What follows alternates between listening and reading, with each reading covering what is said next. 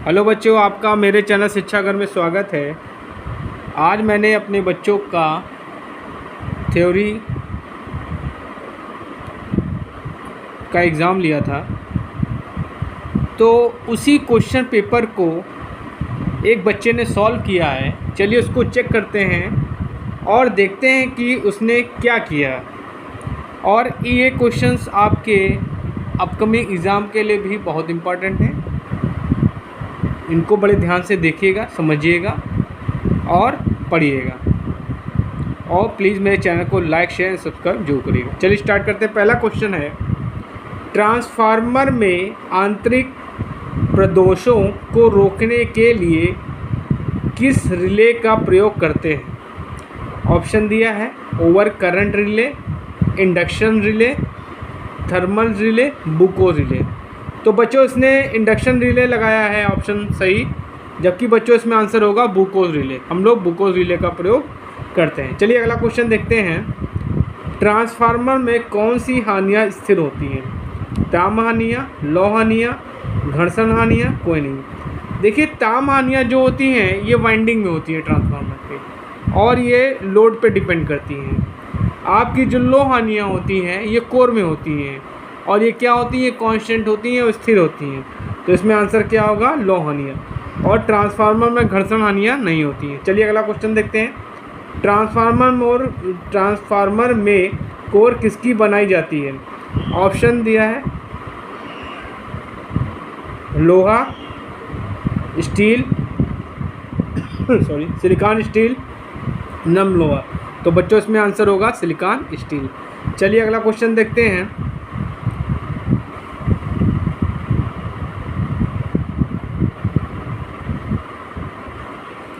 Transformer की दक्षता dash होती है 80 से 85%, 90 से 95%, 95 से 99% और 100%। तो बच्चों इसमें आंसर होगा 95 से 99%। चलिए अगला क्वेश्चन देखते हैं। निम्न में से एक स्टेप अप ट्रांसफार्मर है। तो इसमें आपका दिया CT, PT और आपका दिया है ऑटो ट्रांसफार्मर और पावर ट्रांसफार्मर।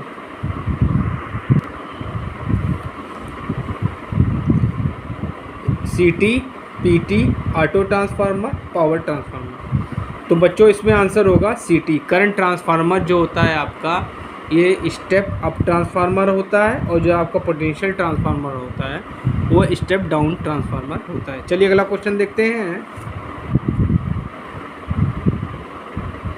डिस्ट्रीब्यूशन ट्रांसफार्मर की दक्षता डैश होती है 50 से 60%, 60% से 75%, 75% से 90%, 95 से 99%। तो बच्चों इसमें आंसर होगा 50 से 60%। चलिए अगला क्वेश्चन देखते हैं। ट्रांसफार्मर में नमी को सोखने के लिए डैश का प्रयोग किया जाता है? पानी, सिलिका जेल, खनिज तेल और आपका दिया है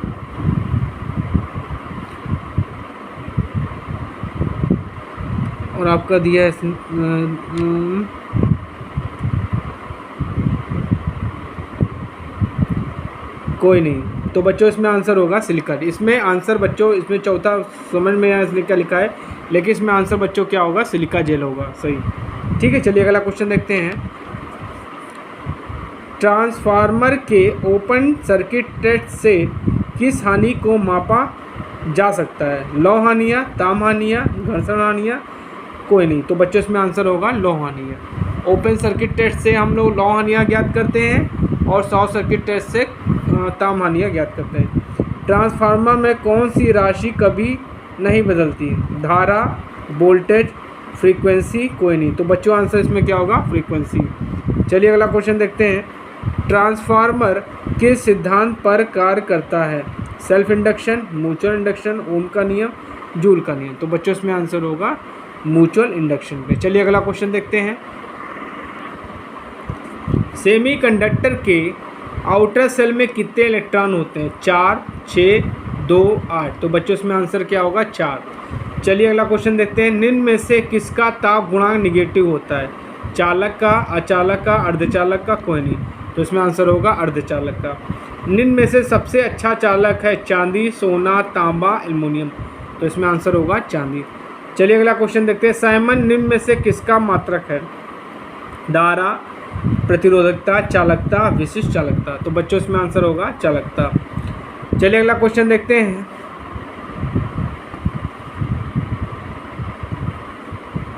निम्न में से कौन ओम के नियम का पालन करता है? प्रतिरोध, ट्रांजिस्टर, डायोड, थायरिस्टर। तो बच्चों इसमें आंसर होगा प्रतिरोध। एक अगला क्वेश्चन देखते हैं, इसको मैंने नहीं देखा है। निम्न में से कौन ओम के नियम का पालन नहीं करता है? प्रतिरोध, इंडक्टर, कैपेसिटर, डायोड। तो बच्चों इसमें आंसर होगा डायोड। चलिए अगला क्वेश्चन देखते हैं।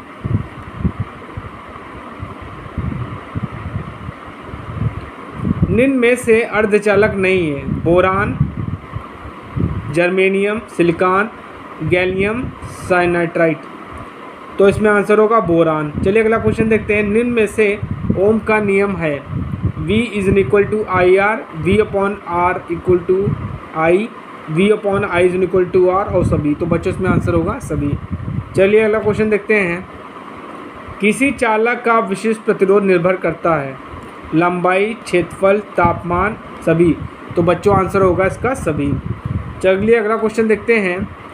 3 प्रतिरोध श्रेणी क्रम में जुड़े हैं, उनका कुल प्रतिरोध होगा R = R1 + R2 + R3, 1/R = 1/R1 + 1/R2 + 1/R3, R = 1/R1 + 1/R2 + 1/R3 और चौथा दिया 1/R = R1 + R2 + R3।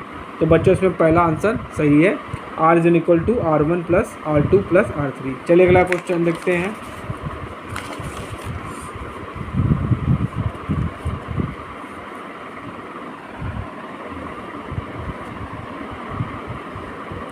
कौन सा पदार्थ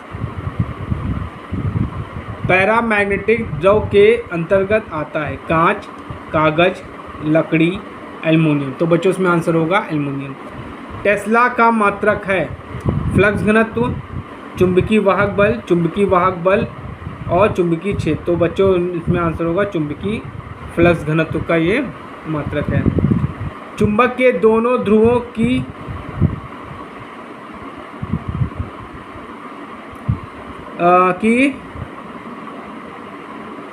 होती है A बराबर, B विपरीत, C कम, D कम। तो बच्चों इसमें आंसर क्या होगा? बच्चों इसने क्वेश्चन गलत लिखा है। क्वेश्चन ये है चुंबक के ध्रुवों की ध्रुव सामर्थ्य क्या होगी? पहला ऑप्शन बराबर, दूसरा विपरीत, तीसरा कम, चौथा अधिक। तो बच्चों इसमें आंसर क्या होगा? बराबर। चलिए अगला क्वेश्चन देखते हैं। निम्न में से कौन सा द्रव एक प्रतिचुंबकीय पदार्थ है? प्लेटिनम, कांच, कॉपर, एल्युमिनियम। तो बच्चों इसमें आंसर क्या होगा आपका? प्रतिचुंबकीय है, तो इसमें आंसर होगा आपका एल्युमिनियम। चलिए अगला क्वेश्चन देखते हैं। वर्तमान में चुंबक किसके बनाए जाते हैं? सिलिकॉन स्टील, कठोर लोहा, नम लोहा, कोई नहीं। तो बच्चों इसमें आंसर होगा सिलिकॉन स्टील। चलिए अगला क्वेश्चन देखते हैं। निम्न में से प्रतिरोध के समान गुण रखता है? Reluctance, capacitance, conductance, permeability. तो बच्चों इसमें आंसर होगा रिलक्टेंस। ठीक है, रिलक्टेंस आपका क्या होता है? चुंबकीय परिपथ में होता है और जो आपका प्रतिरोध होता है वो क्या होता है? विद्युत परिपथ में होता है। चलिए अगला क्वेश्चन देखते हैं।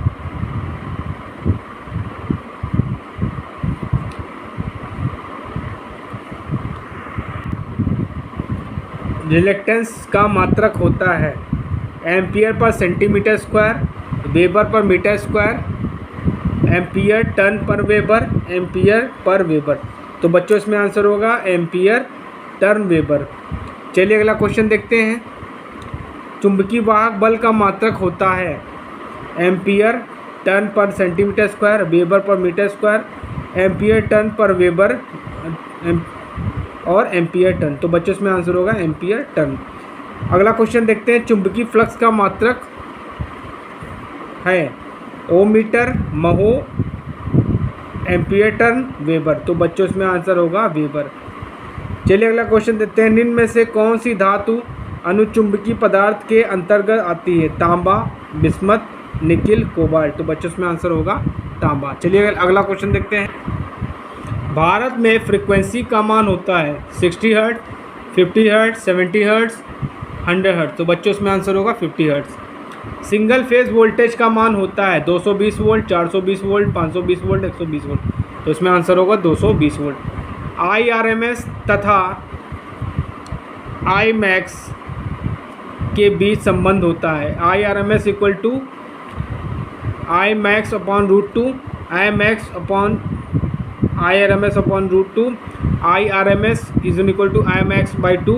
कोई नहीं। तो बच्चों इसमें आंसर होगा, ये आपका बिल्कुल सही आंसर है, IRMS equal to IMAX upon √2। चलिए अगला क्वेश्चन देखते हैं, फॉर्म फैक्टर का मान होता है 1.11, 1.414, 1.732।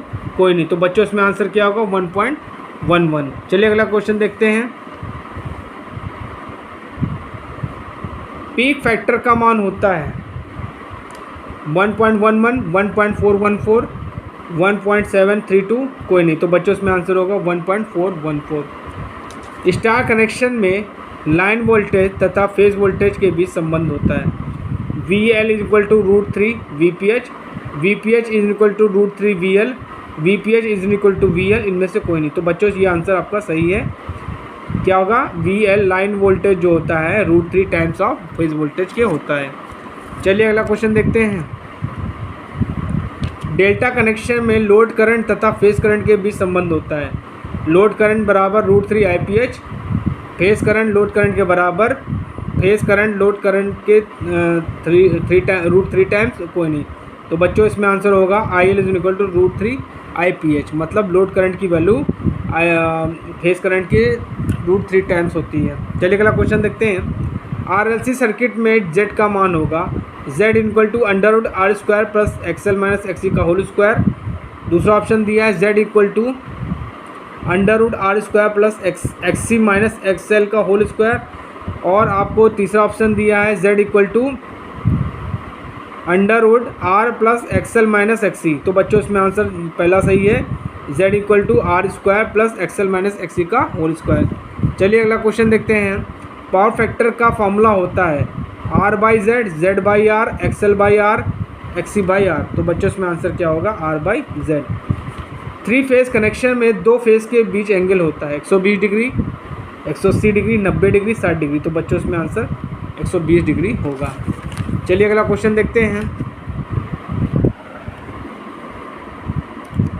ठोस कोण का मात्रक स्टेरेडियन, कैंडिला, रेडियन, ल्यूमन। तो बच्चों इसमें क्या आंसर सही है? स्टेरेडियन।